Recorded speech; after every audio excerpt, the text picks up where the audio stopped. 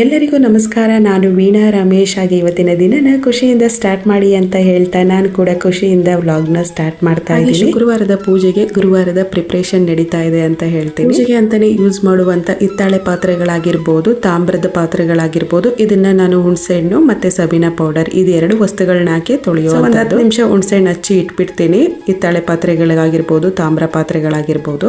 So ಎರಡಕ್ಕೂ ಹುಣಸೆ ಹಣ್ಣು ಹಚ್ಬಿಟ್ಟು 10 ನಿಮಿಷ ಬಿಟ್ಬಿಟ್ಟು ಸಬೀನಾ ಪೌಡರ್ ಹಾಕಿ ವಾಶ್ ಮಾಡ್ಬಿಡ್ತೀನಿ.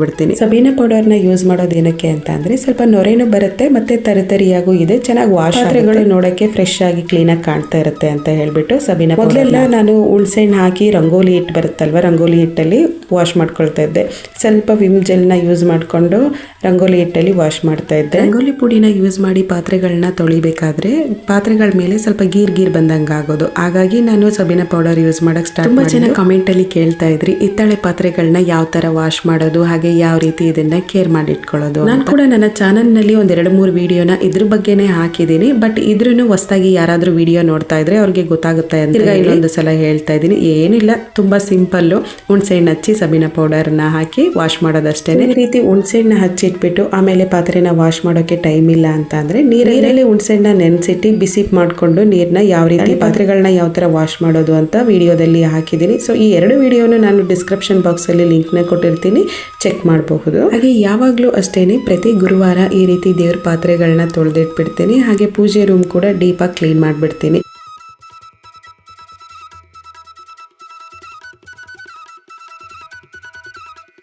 ಹಾಗೆ ಗುರುವಾರನೇ ಏನಕ್ಕೆ ಪೂಜೆ ಪಾತ್ರೆಗಳನ್ನ ತೊಳಿಬೇಕು, ಪೂಜೆ ರೂಮ್ನು ಕೂಡ ಏನಕ್ಕೆ ಗುರುವಾರನೇ ಕ್ಲೀನ್ ಮಾಡಬೇಕು ಅಂದ್ರೆ ಚೆನ್ನಾಗಿರಬಾರ್ದು. ಮತ್ತೆ ಪೂಜೆ ರೂಮ್ನು ಕೂಡ ಡೀಪ್ ಕ್ಲೀನಿಂಗ್ ಮಾಡಿ ದಿನ ಕಾಮಾಕ್ಷಿ ದೀಪನ ಯಾರಾದ್ರೂ ಹಚ್ಚ ರೂಢಿ ಇಟ್ಕೊಂಡಿದ್ರೆ ಶುಕ್ರವಾರ ಕಾಮಾಕ್ಷಿ ದೀಪನ ತೊಳಿಬಾರ್ದು, ಗುರುವಾರ ಅದಕ್ಕೆ ನಾನು ಏನ್ ಮಾಡ್ಬಿಡ್ತೀನಿ ಅಂದ್ರೆ ಟೋಟಲ್ ಆಗಿ ಎಲ್ಲದಕ್ಕೂ ಒಂದೇ ರೀತಿಲಿ ಕ್ಲೀನ್ ಆಗಿ ಹೋಗ್ಬಿಡುತ್ತಲ್ವಾ ಅಂತ ಹೇಳ್ಬಿಟ್ಟು ಗುರುವಾರನೇ ಈ ರೀತಿ ಕ್ಲೀನ್ ಮಾಡಿ ಇಟ್ಕೊಂಡ್ಬಿಡ್ತೀನಿ. ಶುಕ್ರವಾರ ಏನಿದ್ರೇನು ಕಳಸ ಕೂರ್ಸೋ ಆಗಿರ್ಬೇಕು, ಪೂಜೆ ಮಾಡೋ ರೀತಿಲಿ ಇರಬೇಕು. ಸೊ ಆ ರೀತಿ ಪ್ರಿಪೇರ್ ಮಾಡ್ಕೊಂಡ್ಬಿಡ್ತೀನಿ. ಹಿತ್ತಾಳೆ ಪಾತ್ರೆಗಳನ್ನೆಲ್ಲ ಕ್ಲೀನ್ ಮಾಡಿ ಇಟ್ಟಿದ್ನೆಲ್ಲ ಅದನ್ನೆಲ್ಲ ಒಂದು ಡ್ರೈ ಟವಲ್ ತಗೊಂಡು ಒರೆಸಿ ಪಾತ್ರೆಗಳನ್ನ ಒರೆಸಿಟ್ಟಿದ್ರೆ ಒಂದ್ ವಾರದವರೆಗೂ ಚೆನ್ನಾಗಿರುತ್ತೆ, ಕಪ್ಪು ಬರಲ್ಲ. ಒರೆಸ್ತಾನೆ ನೀರ ಹಾಗಾಗಿ ಇಟ್ಬಿಟ್ರೆ ಏನಾಗುತ್ತೆ ಅಂದ್ರೆ ಆ ನೀರಿನ ಹನಿಗಳು ಹಾಗೆ ಕಾಣಿಸ್ತಾ ಇರುತ್ತೆ. ಸೊ ಹಾಗಾಗಿ ಈ ರೀತಿ ಒರೆಸಿಟ್ಬಿಡ್ತೀನಿ. ಮತ್ತೆ ನಾನು ಇನ್ನ ಶುಕ್ರವಾರ ಪೂಜೆ ಮಾಡಿದ್ರೆ ಗುರುವಾರನೇ ಪಾತ್ರೆ ತೆಗೆದು ತೊಳೆಯೋ, ಅದಕ್ಕಾಗಿ ನಾನು ಈ ರೀತಿ ಮಾಡ್ತೀನಿ. ಹಾಗೆ ಕಳಸದಲ್ಲಿ ಇಟ್ಟಿರುವಂತ ನೀರ್ನ ಡೈರೆಕ್ಟ್ ಆಗಿ ನಾನು ಗಿಡಕ್ಕೆ ಹಾಕೋದಿಲ್ಲ. ಫಸ್ಟ್ ಏನ್ ಮಾಡ್ಬಿಡ್ತೀನಿ ಅಂದ್ರೆ ಮನೆ ಫುಲ್ ಆಗಿ ಒಂದ್ ಸ್ವಲ್ಪ ತಕ್ಕಳಿಸ್ಕೊಳ್ಳೋ ಅಷ್ಟು ಒಂದ್ ಲೋಟದಷ್ಟು ನೀರ್ನ ಕಳಸದಿಂದ ತೆಗೆದಿಟ್ಕೊಳ್ತೀನಿ. ಆಮೇಲೆ ಅಂತ ಕಳಸದ ನೀರ್ನ ಗಿಡಕ್ಕೆ ಹಾಕ್ಬಿಡ್ತೀನಿ. ಸೊ ಹಾಗೆ ಪಾತ್ರೆ ಎಲ್ಲ ವಾಶ್ ಮಾಡಿ ಇಟ್ಟಾಯ್ತು. ಫುಲ್ ಡೀಪ್ ಕ್ಲೀನ್ ಮಾಡೋಣ ಅಂತ ಫೋಟೋ ಎಲ್ಲ ತೆಗೆದು ಹಾಗೆ ಬೆಳಗ್ಗೆ ಮಡ್ಸಿರೋ ಹೂವೆಲ್ಲ ತೆಗಿತಾ ಇದ್ದೀನಿ. ಈ ಬಿಸಿಲಿಗೆ ಹೂಗಳೇ ಇರೋದಿಲ್ಲ, ಬೇಗ ಬಾಡೋದು. ಸೊ ಹಾಗೆ ಹೂವೆಲ್ಲನೂ ತೆಗೆದುಬಿಟ್ಟು ಗಿಡಗಳ ಹತ್ರನೇ ಹಾಕ್ಬಿಡ್ತೀನಿ.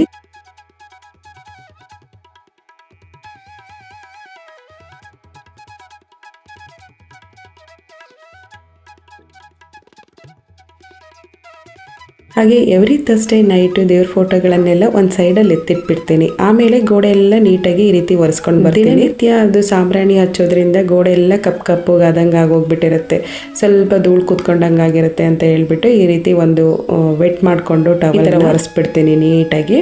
ಸೊ ಬಿಳಿ ಟೈಲ್ಸ್ ಹಾಕ್ಸಿರೋದ್ರಿಂದ ಅದೇನಾಗ್ಬಿಡುತ್ತೆ ಅಂದರೆ ಹಾಗೆ ಕಾಣ್ತಾ ಇರುತ್ತೆ, ಕಪ್ಪುಗೆ ಕೂತ್ಕೊಂಡಿರೋ ಮಸಿ ಎಲ್ಲ. ಹಾಗಾಗಿ ನಾನು ಈ ರೀತಿ ಎವ್ರಿ ಥರ್ಸ್ಡೇ ನೈಟ್ ಈ ರೀತಿ ಕ್ಲೀನ್ ಮಾಡ್ಬಿಡ್ತೀನಿ. ನೋಡೋಕೆ ಚೆನ್ನಾಗಿ ಕಾಣಿಸ್ತಾ ಇರಲ್ಲ, ಒಂಥರ ಮಸಿ ಹಂಗೆ ಕಾಣ್ತಾ ಇರುತ್ತೆ. ಹಾಗಾಗಿ ಈ ತರ ಕ್ಲೀನ್ ಮಾಡ್ಬಿಡ್ತೀನಿ. ಹಾಗೆ ಪೂಜೆ ರೂಮ್ ನ ಕ್ಲೀನ್ ಮಾಡಬೇಕಾದ್ರೆ ನಾನು ಒಂದು ಪಾತ್ರೆಯಲ್ಲಿ ನೀರು ತಗೊಂಡು ಆ ನೀರೊಳಗೆ ಪಚ್ಚ ಕರ್ಪೂರ, ಜವಾದು ಪೌಡರ್, ಸ್ವಲ್ಪ ಒಂದು ಚುಟ್ಕಿನೇ ಹಾಕೊಳ್ತೀನಿ.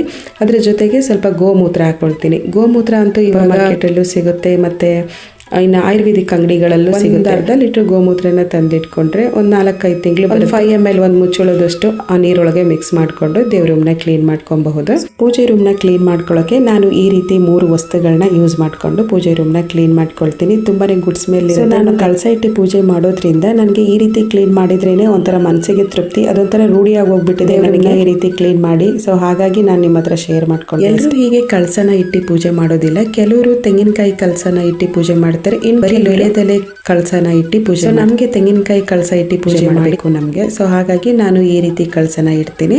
ಇನ್ನು ಕೆಲವರು ಏನ್ ಮಾಡ್ತಾರೆ ಅಂದ್ರೆ ಕಳಸದಲ್ಲಿ 2 ರೀತಿ, ಒಂದು ಮನೆ ದೇವರ ರೀತಿಯಲ್ಲಿ ಮನೆ ದೇವರ ಹೆಸರು ಹೇಳ್ಕೊಂಡು ಕಳಸನ ಇಟ್ಟು ಪೂಜೆ ಮಾಡ್ತಾರೆ. ಇನ್ನು ಲಕ್ಷ್ಮೀ ದೇವ್ರನ್ನ ಕೂರಿಸಿರೋ ರೀತಿಯಲ್ಲಿ ಕಳಸನ ಇಟ್ಟು ಪೂಜೆ ಮಾಡ್ತಾರೆ. ಸೊ ನಾವು ಮನೆ ದೇವರ ಹೆಸರು ಹೇಳ್ಕೊಂಡು ಕಳಸ ಇಟ್ಟು ಪೂಜೆ ಮಾಡೋ ಅಂಥದ್ದು. ಪ್ರತಿ ಶುಕ್ರವಾರ ಮನೆ ದೇವರ ವಾರ, ಹಾಗಾಗಿ ನಾನು ಕಳಸನ ಇಟ್ಟು ಪೂಜೆ ಮಾಡ್ತೀನಿ. ಹಾಗೆ ನಮ್ಮನೆ ದೇವರು ಲಕ್ಷ್ಮೀ ದೇವರು ಮತ್ತೆ ತಿರುಪತಿ, ಹಾಗೆ ಹಾಸನ ಊರು ಇದೆಯಲ್ಲ ಅಲ್ಲಿ ಕರಿಬೀರೇಶ್ವರ ದೇವಮ್ಮ ಅಂತ ಇದೆ. ಸೊ ಅದು ಕೂಡ ನಮ್ಮನೆ ದೇವರು. ಈ ದೇವರಿಗೆ ಶುಕ್ರವಾರನೇ ಪೂಜೆ ಮಾಡೋ ಅಂಥದ್ದು. ಎಲ್ಲಿದ್ರೂ ಮನೆ ದೇವ್ರನ್ನ ಮರೆಯೋಕ್ಕಾಗೋದಿಲ್ಲ. ಮೊದಲನೇ ಪೂಜೆ ಮನೆ ದೇವರಿಗೆ ಆಗಬೇಕು. ನಾವು ಹಾಸನಿಗೆ ಬಂದಾಗೆಲ್ಲ ಮನೆ ದೇವ್ರಿಗೆ ಹೋಗ್ಬಿಟ್ಟು ಪೂಜೆ ಮಾಡಿಸ್ಕೊಂಡೇ ಬರ್ತಾ ಇರ್ತೀವಿ. ಯಾವಾಗ ಶುಕ್ರವಾರ ನಾವೆಂತೂ ವಾರ ಮಾಡೋದು ತಪ್ಪಿಸೋದಿಲ್ಲ. ಹಾಗೆ ನನಗೆ ಕಮೆಂಟ್ ಅಲ್ಲಿ ಕೇಳಿದ್ರಿ ಪೀರಿಯಡ್ ಟೈಮಲ್ಲಿ ಏನ್ ಮಾಡ್ತೀರಾ ಪೂಜೆ ಮಾಡೋಕೆ ಅಂತ ಹೇಳಿ. ಸೊ ನಾನ್ ತಪ್ಪಿದ್ರೇನು ಅನ್ಸಿಕಾ ಇದ್ದಾಳೆ, ಅವಳು ಪೂಜೆ ಮಾಡ್ತಾಳೆ. ನಾನು ಯಾವ ರೀತಿ ಮಾಡ್ತೀನಿ ಅದೇ ರೀತಿ ಕಳಸ ಎಲ್ಲ ನೀಟಾಗಿ ಇಟ್ಬಿಟ್ಟು ಪೂಜೆ ಮಾಡ್ತಾಳೆ. ನಾನು ಹೇಳ್ಕೊಟ್ಟಿದ್ದೀನಿ ಇದೇ ತರ ಮಾಡ್ಬೇಕು ಅಂತ ಹೇಳಿ. ಸಪೋಸ್ ಮಾಡಕ್ ಆಗ್ಲಿಲ್ಲ, ಕಳಸನ ತೆಗಿಯೋಕೆ ಹೋಗ್ಬೇಡ, ನೀನ್ ಅದನ್ನ ಮುಟ್ಟಕ್ಕೆ ಹೋಗ್ಬೇಡ, ಹಾಗೆ ದೀಪ ಹಚ್ಬಿಡು ಅಂತ ಹೇಳ್ಬಿಡ್ತೀನಿ ನಾನು. ಸೊ ಫೈನಲಿ ಪೂಜೆ ರೂಮ್ ಎಲ್ಲ ಕ್ಲೀನ್ ಆಯ್ತು. ಹಾಗೆ ಪೂಜೆ ರೂಮ್ ಹೊರಗಡೆ ಈ ಗ್ಲಾಸ್ ಅಲ್ಲಿ ನಾನು ಶುಭ ಲಾಭ ಅಂತ 2 ಗಂಟೆಗಳಿರುವಂತ ಒಂದು ಶೋ ಪೀಸಸ್ ನ ಹಾಕಿದ್ದೀನಿ. ಇದನ್ನ ನಾನು ಅಮೆಝಾನ್ ಅಲ್ಲಿ ತಗೊಂಡೋ ಇಲ್ಲ ಫ್ಲಿಪ್ಕಾರ್ಟ್ ಅಲ್ಲಿ ತಗೊಂಡೋ ಸರಿಯಾಗಿ ನೆನಪಿಲ್ಲ. ತುಂಬಾ ಒಂದು 7-8 ವರ್ಷ ಆಯ್ತು. ಇದ್ರ ಕಥೆ ಏನು ಅಂತ ಅಂದ್ರೆ ಎಷ್ಟೇ ವಾಶ್ ಮಾಡಿದ್ರೇನು ಈ ರೀತಿ ಕಪ್ಪಾಗಿ ಕಾಣಿಸುತ್ತೆ. ಹಿತ್ತಾಳೆ ಪಾತ್ರೆಗಳನ್ನ ವಾಶ್ ಮಾಡಿದಾಗ ಒಳಪಿರುತ್ತಲ್ವಾ, ಆ ರೀತಿ ಒಳೆಯೋದಿಲ್ಲ, ಸ್ವಲ್ಪ ಕಪ್ಪಾಗೆ ಇರುತ್ತೆ. ಸೊ ಇದನ್ನ ಯಾವ ತರ ವಾಶ್ ಮಾಡೋದು ಅಂತ ಏನಾದ್ರೂ ಇದ್ರೆ ನನಗೆ ಕಮೆಂಟ್ ಅಲ್ಲಿ ತಿಳಿಸಿ. ಹಾಗೆ ಪೂಜೆ ರೂಮ್ ನ ಈ ರೀತಿ ಡೀಪ್ ಕ್ಲೀನ್ ಮಾಡಿಬಿಟ್ಟು ಪಾತ್ರೆಗಳನ್ನೆಲ್ಲ ಅಲ್ಲೇ ಇಟ್ಬಿಟ್ಟು ಒಂದು 0 ಲೈಟ್ ನ ಹಾಕ್ಬಿಟ್ಟು ಡೋರ್ ಕ್ಲೋಸ್ ಮಾಡ್ಕೊಂಡು ಬಂದು ಪೂಜೆ ರೂಮ್ ನ ಕತ್ಲೆಯಾಗಿ ಇಡಬಾರ್ದು ಯಾವತ್ತೂ.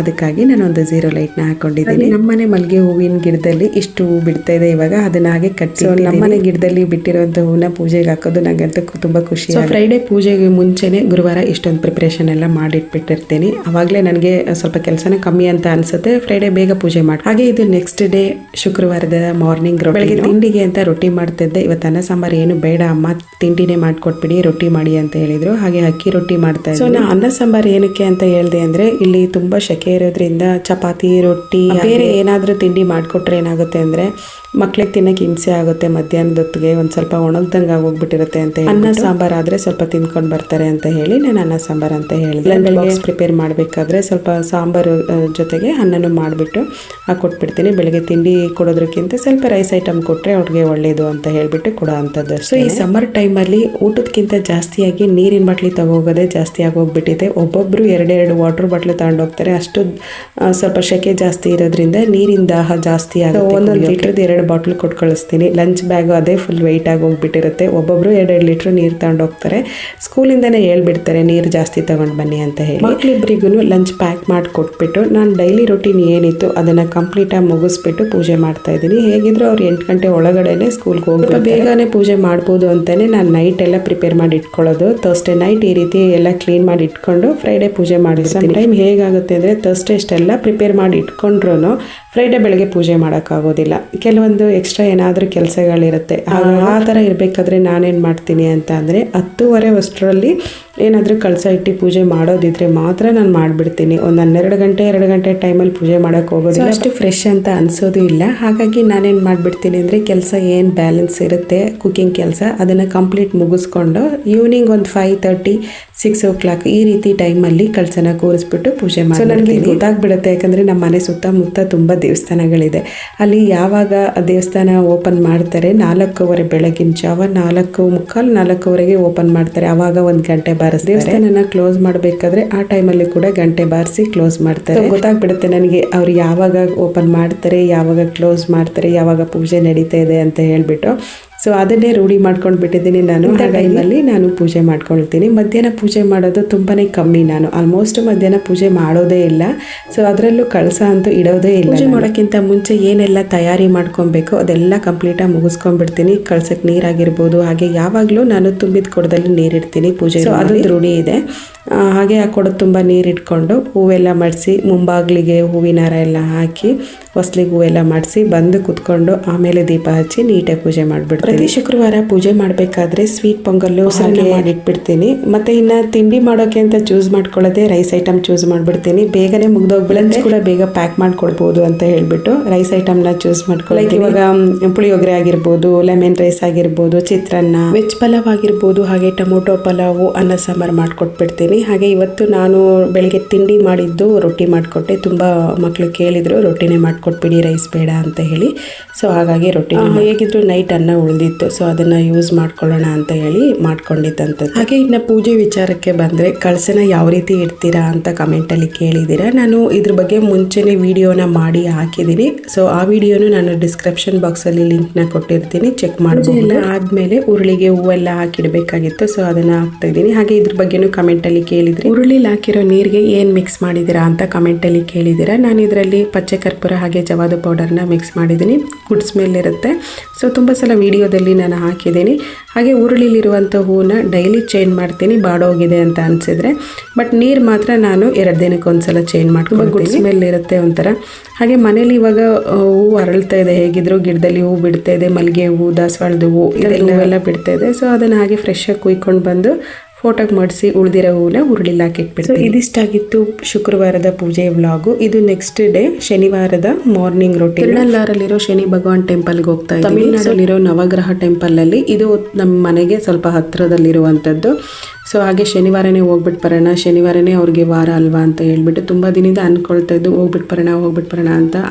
ಹಾಗಾಗಿ ಫೈನಲಿ ಇವತ್ತು ಹೊರಟಿದ್ದೀವಿ. ಯಾವುದೇ ಪ್ಲೇಸ್ಗೆ ಹೊರಟ್ರೂ ಮನೆ ಕಸ ಎಲ್ಲ ಗುಡಿಸಿ ದೇವ್ರ ಮುಂದೆ ಒಂದು ದೀಪ ಹಚ್ಬಿಟ್ಟು ಹೊರಗಡೆ ಹೊರಟ್ಬಿಡ್ತೀನಿ. ಹಾಗೆ ಹೋಗೋದು ನನಗೆ ಇಷ್ಟ ಆಗಲ್ಲ. ಸೊ ನಾಳೆ ಹೊರಡ್ತಾ ಇದೀವಿ ಅಂತ ಇವತ್ತೇ ಪ್ರಿಪೇರ್ ಮಾಡ್ಕೊಂಡಿರೋದ್ರಿಂದ ಬೆಳಗ್ಗೆ ಬೇಗ ಎದ್ದು ಈ ರೀತಿ ಕೆಲಸ ಎಲ್ಲ ಮುಗಿಸ್ಕೊಂಡ್ಬಿಡ್ತೀವಿ. ದೇವಸ್ಥಾನಗಳನ್ನ 1 ಗಂಟೆ ಕ್ಲೋಸ್ ಮಾಡಿಬಿಡ್ತಾರೆ. ಬೇಗ ಹೋಗೋಣ ಅಂತ ನಾನು ಹೊರಡ್ತಾ ಇದ್ರೆ ಅಪ್ಪ ಮಗಳು ಇಬ್ರು ನಿಂತ್ಕೊಂಡು ಏನೋ ಸ್ಕೂಲ್ ಬಗ್ಗೆ ಮಾತಾಡ್ತಾನೆ. ಸೊ ನೀವು ಕಾರಲ್ಲಿ ಹೋಗ್ತಾ ಡಿಸ್ಕಸ್ ಮಾಡ್ಬೋದಲ್ಲ ಅಂತ ಹೇಳಿದ್ಮೇಲೆ ಬಂದ್ರೆ ಬಾಟ್ಲಿ ನೀರು ತುಂಬ್ಕೊಂಡು ಬಾರೋ ಅಂತ ಅಂದರೆ ನೀರನ್ನ ಕುಡಿದು ಖಾಲಿ ಮಾಡ್ತೀನಿ ಇರಿ ಅಮ್ಮ ತುಂಬ್ಕೊಂಡು ಬರ್ತೀನಿ ಅಂತ ಹೇಳ್ತಾ ಇದ್ದ. ಸೊ ಅದೊಂದು ಸ್ಕೂಲ್ ವಾಟರ್ ಬಾಟಲ್ಲು.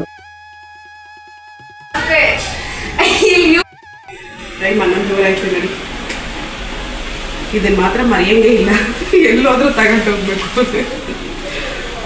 ಹಾಗೆ ನಾನು ಕೂಡ ಗಾಬರಿಲಿ ಹೊರಡಬೇಕಾದ್ರೆ ನನ್ನ ಪರ್ಸ್ನ ಮರೆತುಬಿಟ್ಟೆ. ಹಾಗೆ ಮನೆ ಲಾಕ್ ಮಾಡ್ಕೊಂಡು ಕೀನು ಮರೆತುಬಿಟ್ಟೆ, ಅಲ್ಲೇ ಬಿಟ್ಟು ಬಂದಿದ್ದೆ. ಫೈನಲಿ ಕಾರಿಗೆ ಬಂದು ಕುತ್ಕೊಂಡ ತಕ್ಷಣ ನನ್ನ ಕೀ ಕೆಳಗಡೆ ಬಿದ್ದು ಅದನ್ನೇ ಹುಡುಕ್ತಾ ಇದ್ದೆ. ತಿರುನಲ್ಲಾರ್ ಶನೇಶ್ವರ ಟೆಂಪಲ್ ಇರೋವಂಥದ್ದು ನಮ್ಮ ಮನೆಯಿಂದ ಒಂದು 6 ಕಿಲೋಮೀಟರ್ ಇದೆ. ಹಾಗಾಗಿ 11:15 ಇಲ್ಲ ಅಂತಂದರೆ ಬೆಳಗ್ಗೆ ಬೇಗನೆ ಹೊರಡಬೇಕಾಗಿತ್ತು, ಸ್ವಲ್ಪ ದೂರ ಇದ್ದರೆ. ನಾನು ಅಂದ್ಕೊಂಡಿದ್ದು ಶನಿವಾರ 1 ಗಂಟೆ ಕ್ಲೋಸ್ ಮಾಡಿಬಿಡ್ತಾರೆ. ರೆಗ್ಯುಲರಾಗಿ ಎಲ್ಲ ವಾರದಲ್ಲೂ ಹೇಗೆ ಕ್ಲೋಸ್ ಮಾಡ್ತಾರೆ ಅದೇ ಥರ ಕ್ಲೋಸ್ ಮಾಡ್ತಾರೆ ಅಂತ ಅಂದ್ಕೊಂಡೆ. ಶನಿವಾರ ಕ್ಲೋಸ್ ಮಾಡಲ್ವಂತೆ, ಫುಲ್ ಡೇ ಇದೆ ಅಂತ. ಸೊ ಅಲ್ಲಿಗೆ ಹೋದ್ಮೇಲೆ ನಮಗೂ ಗೊತ್ತಾಗಿದ್ದಂಥದ್ದು ಫುಲ್ ಡೇ ಇದೆ, ಕ್ಲೋಸ್ ಮಾಡಲ್ಲ ಅಂತ ಹೇಳಿ. ದೇವಸ್ಥಾನದ ಅಕ್ಕಪಕ್ಕದಲ್ಲಿ ವೆಹಿಕಲ್ಸ್ನ ನಿಲ್ಲಿಸೋ ಹಾಗಿಲ್ಲ, ಒಂದು 200 ಮೀಟರ್ ದೂರದಲ್ಲಿ ನಿಲ್ಲಿಸಿ ನಡ್ಕೊಂಡಿದೆ. ದೇವಸ್ಥಾನದ ಎಂಟ್ರೆನ್ಸು ಇಲ್ಲಿಂದ ಇನ್ನು ಗೋಪುರದವರೆಗೂ ನಡ್ಕೊಂಡು ಹೋಗ್ಬೇಕು.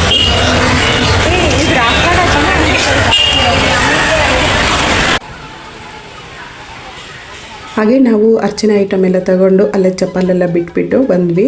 ಸೊ ಹಾಗೆ ಇಲ್ಲಿ ಹೂವು ತೋರಿಸ್ತಿದಾರಲ್ಲ, ಇದು ಶನಿಮ ದೇವರಿಗೆ ಇಷ್ಟವಾಗಿರುವಂಥ ಹೂವಂತೆ. ಸೊ ಆ ಹೂವು ಕೂಡ ನಾವು ಹೋಗಿದ್ದಂಥದ್ದು 100 ರೂಪೀಸ್ ಟಿಕೆಟಲ್ಲಿ ಹೋದ್ವಿ. ಬಟ್ ಫ್ರೀ ಎಂಟ್ರೆನ್ಸ್ ಇತ್ತು. ಫ್ರೀ ಎಂಟ್ರೆನ್ಸಲ್ಲಿ ಹೋದರೆ ನಮಗೆ ಲೇಟ್ ಆಗಿ ಹೋಗ್ಬಿಡೋದು, ತುಂಬ ಕ್ಯೂ ಇತ್ತು ಅಂತ ಹೇಳಿಬಿಟ್ಟು ನಾವು ಟಿಕೆಟ್ ತಗೊಂಡು ಹೋಗಿದ್ದಂಥದ್ದು. ಶನಿವಾರ ಬಂದ್ರೇ ತುಂಬ ರಶ್ ಇರುತ್ತೆ ಶನಿಮದೇವ್ರ ಟೆಂಪಲಲ್ಲಿ. ಸೊ ಹಾಗಾಗಿ ಜಾಸ್ತಿ ಜನ ಇದ್ದರು, ನಾವಂತೂ ಬೇಗ ಹೋಗೋಕ್ಕಾಗಲ್ಲ ಅಂತ ಗೊತ್ತಾಗ್ಬಿಡ್ತು ನನಗೆ. ಹಾಗಾಗಿ ಟಿಕೆಟ್ ತಗೊಂಡು ಹೋಗ್ಬಿಡೋಣ ಅಂತ ಹೋಗಿ ಅರ್ಚನೆ ಮಾಡಿಸ್ಕೊಂಡು ಹೊರಗಡೆ ಬಂದ್ವಿ. ಸೊ ಈ ದೇವಸ್ಥಾನದ ಒಳಗಡೆ ಹೋದ್ಮೇಲೆ ವಿಡಿಯೋ ಮಾಡೋಕ್ಕಾಗೋದಿಲ್ಲ. ಇದು ಹೊರಗಡೆ ಎಂಟ್ರೆನ್ಸ್.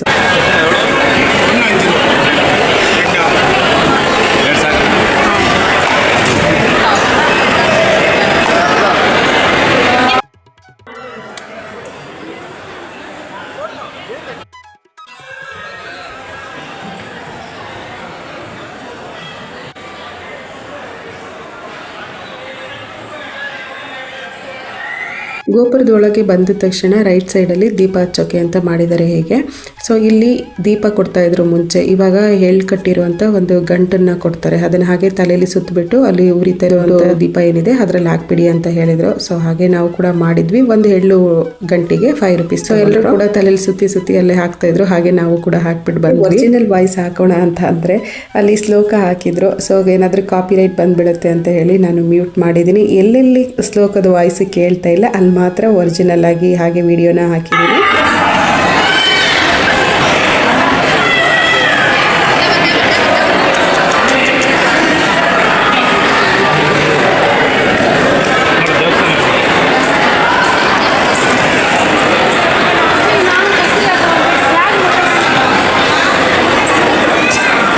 ನಾವು ಅರ್ಚನೆ ಮುಗಿಸ್ಕೊಂಡು ದೀಪ ಎಲ್ಲ ಹಚ್ಚಿ ಅನ್ನದಾನ ಮಾಡ್ತಾಯಿದ್ರು. ಊಟ ಮಾಡೋಣ ಅಂತ ಹೋಗಿ ನಿಂತ್ಕೊಂಡ್ವಿ. ಸ್ವಲ್ಪ ಜಾಸ್ತಿ ಕಿವಿ ಇರಲಿಲ್ಲ, ಸ್ವಲ್ಪನೇ ಇದ್ದಿದ್ದಂಥದ್ದು. ತುಂಬ ದೊಡ್ಡ ಹಾಲೇನಲ್ಲ, ಚಿಕ್ಕ ಹಾಲೇ ಅನ್ನದಾನ ಮಾಡುವಂಥ ಜಾಗ. ಹಾಗೆ ಈಗ ತೋರಿಸ್ತಿದ್ದೀನಲ್ಲ, ಇಲ್ಲಿಂದ ಎಂಟ್ರೆನ್ಸು. ಸೊ ಗೋಪುರದ ಒಳಗಡೆ ಬಂದ ತಕ್ಷಣ ರೈಟ್ಗೆ ದೀಪ ಹಚ್ಚೋದಿದೆ, ಲೆಫ್ಟಿಗೆ ಎಂಟ್ರೆನ್ಸು. ಅದು ಫುಲ್ಲು ದೇವಸ್ಥಾನ ಸುತ್ತಿ ಬರಬೇಕು, 2-3 ರೌಂಡು ಸುತ್ತಿ ಆಮೇಲೆ ಒಳಗಡೆ ದರ್ಶನ ಕೊಡ್ತಾರೆ. ಸೊ ಹಾಗಾಗಿ ನಾವು ರೂಪಾಯಿ ಟಿಕೆಟ್ ತಗೊಂಡು ಬಂದಿದ್ದಂಥದ್ದು. ಮಧ್ಯದಲ್ಲಿ ಬಾಗಿಲಿದೆ, ಸೊ ಅಲ್ಲಿಂದ ಕ್ಯೂ ಡಿವೈಡ್ ಮಾಡಿಬಿಟ್ಟು ಬಿಡ್ತಾರೆ. 50 ರೂಪಾಯಿ ಟಿಕೆಟ್ ಇದೆ, 100 ರೂಪಾಯಿ ಟಿಕೆಟ್ ಇದೆ, ಫ್ರೀ ದರ್ಶನ ಇದೆ. ಸೊ ನಮಗೆ ಯಾವ್ದು ಅನುಕೂಲ ಆಗುತ್ತೆ ಅದರಲ್ಲಿ ಹೋಗಬಹುದು. ಸೊ ನಾವು ಈ ರೀತಿ ಟಿಕೆಟ್ ತಗೊಂಡು ಬಂದ್ವಿ. ಊಟ ಎಲ್ಲ ಮುಗಿಸ್ಕೊಂಡು ಹಾಗೆ ಸ್ವಲ್ಪ ಹೊತ್ತಲ್ಲಿ ಕೂತ್ಕೊಂಡು ಸುತ್ತ ಎಲ್ಲ ನೋಡಿಕೊಂಡು ಬಂದ್ವಿ. ತುಂಬ ಸಲ ಹೋಗಿದ್ದೀವಿ ನಾವು, ಬಟ್ ನಾವು ಹಾಗೆ ಅರ್ಚನೆ ಮಾಡಿಸ್ಕೊಂಡು ಬರೋಣ ಅಂತ ಹೇಳಿ ಬಂದಿದ್ದಂಥದ್ದು. ಬಟ್ ದೋಷ ನಿವಾರಣೆ ಇರುತ್ತಲ್ವ, ಸೊ ಅವರು ಕೊಳದಲ್ಲಿ ಹೋಗಿ ಸ್ನಾನ ಎಲ್ಲ ಮಾಡಿಕೊಂಡು ಆಮೇಲೆ ಪೂಜೆ ಮಾಡೋಕ್ಕೆ ಬರ್ತಾರೆ. ನಾವು ಹಾಗೆ ಮನೆಯಿಂದನೇ ಡೈರೆಕ್ಟಾಗಿ ಹೋಗಿದ್ದಲ್ವ, ಹಾಗಾಗಿ ನಾವು ಕೊಳದ ಹತ್ರ ಏನು ಹೋಗಲಿಲ್ಲ, ದೇವಸ್ಥಾನಕ್ಕೆ ಹೋಗಿ ಅರ್ಚನೆ ಮಾಡಿಸ್ಕೊಂಡು ಬಂದ್ವಿ. ಮತ್ತು ಇಲ್ಲಿ ಫ್ರೆಶ್ ಆಗಿರುವಂಥ ಸಾಂಬ್ರಾಣಿ ಮಾರ್ತಾಯಿದ್ರು, ವೆರೈಟಿಯಾಗಿತ್ತು. ಸೊ ಅದೊಂದು ಅರ್ಧ kg ತಗೊಂಡು ಬಂದ್ವಿ. ಸೊ ಇದು ತಿರುನಲ್ಲಾರು ದೇವಸ್ಥಾನ ಎಂಟ್ರೆನ್ಸು ಈ ರೀತಿ ಇತ್ತು. ಸೊ ಇವತ್ತಿನ ವ್ಲಾಗ್ನ ಎಂಡ್ ಮಾಡ್ತಾ ಇದ್ದೀನಿ. ನಿಮಗೆ ಈ ವಿಡಿಯೋ ಇಷ್ಟ ಇದ್ದರೆ ನನ್ನ ಚಾನಲ್ನ ಸಬ್ಸ್ಕ್ರೈಬ್ ಮಾಡಿಕೊಂಡು ಆಲಂತ ಓಕೆ ಕೊಟ್ಟರೆ ನಾನು ಹಾಕೋ ಎಲ್ಲ ಹೊಸ ವಿಡಿಯೋಗಳ ನೋಟಿಫಿಕೇಷನ್ ನಿಮಗೆ ಬರುತ್ತೆ. ಸಿಗೋಣ ಮುಂದಿನ ವ್ಲಾಗಲ್ಲಿ. Thank you for watching and subscribe my channel.